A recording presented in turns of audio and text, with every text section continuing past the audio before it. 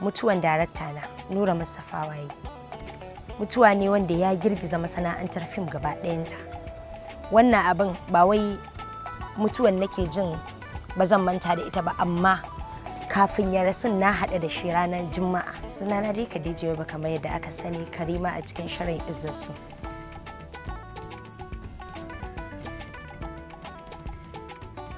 To, na tsinci kaina dai a masana'antar Kannywood da ke tun ina yarinya gaskiya nake son fim.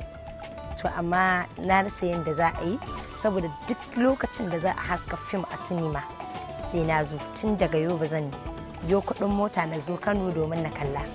Ina son 'yan fim sosai a cikin raina, sai kuma Allah ya sa ina da rabo na shigowa wannan masana'antar. Yayana da kuma abokinsa Izu bawan Allah da kuma Arabu Jaje da suka kawo wannan masana'anta. Izzarsu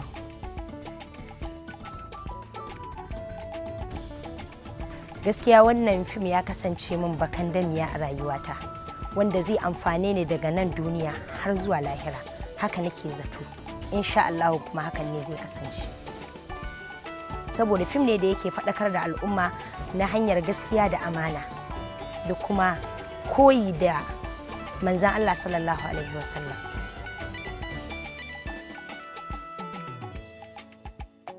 Sosai, fina-finai suna da yawa sosai ma, da wanda suka kasance na sinima.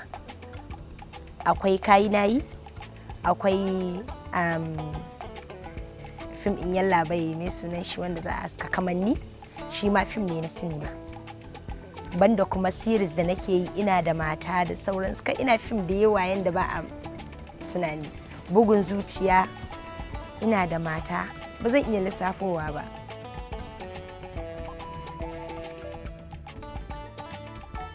Gaskiya ni kowane jarumi aka haɗa da shi ina jin daɗin aiki da shi sosai, idan har ya kasance irina ne,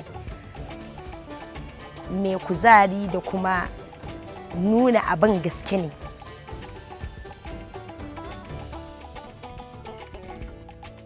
Gaskiya to alhamdulillah, ni dai wannan kalubale da ake faɗa ni ban taɓa ganin shi ba, har yanzu Allah bai haɗa ni da shi ba, kuma ina fata Ubangiji ya kare ni da shi, don ni ban gani ba gaskiya. Gaskiya duk abokan aiki na muna zaman lafiya, sannan mun ƙaunaci junanmu tamkar 'yan uwa, haka muka ɗauki juna. Don gidauniya muke da shi na fim ɗin Izzarsu domin gudanar da hidimomin matsala, kamar wanda baya da lafiya za a yi zauna a tattauna a cikin wannan gidauniya, a je a duba shi, a yi masa abin alkhairi, ko kuma suna ko biki, duka muna da wannan gidauniyar. Kaga haɗin kai ne yake kawo wannan.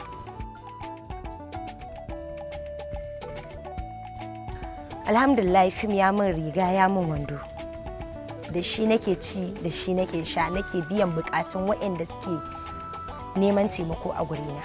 Fim ya min komai gaskiya, alhamdulillah.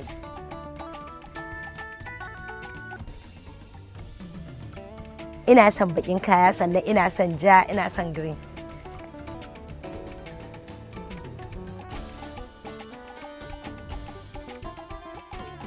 Abinci kala biyu nake so. Ina son shinkafa da mai da yaji da wake da salad da tumatir, sannan ina son shinkafa da miya da kaza.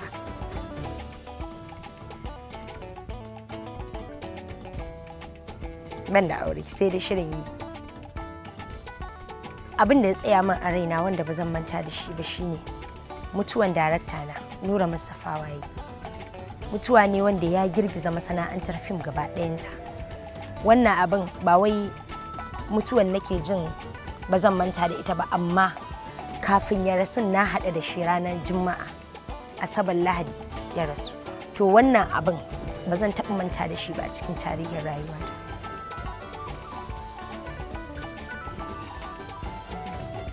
Su kasance masu jin tsoron Allah a duk inda suke, sannan kuma su ɗauki fim matsayin sana'a, ba wai guri ne na zuwa daga kin samu ɗaukaka ki kasance ki kuma kin kaucewa Allah ba.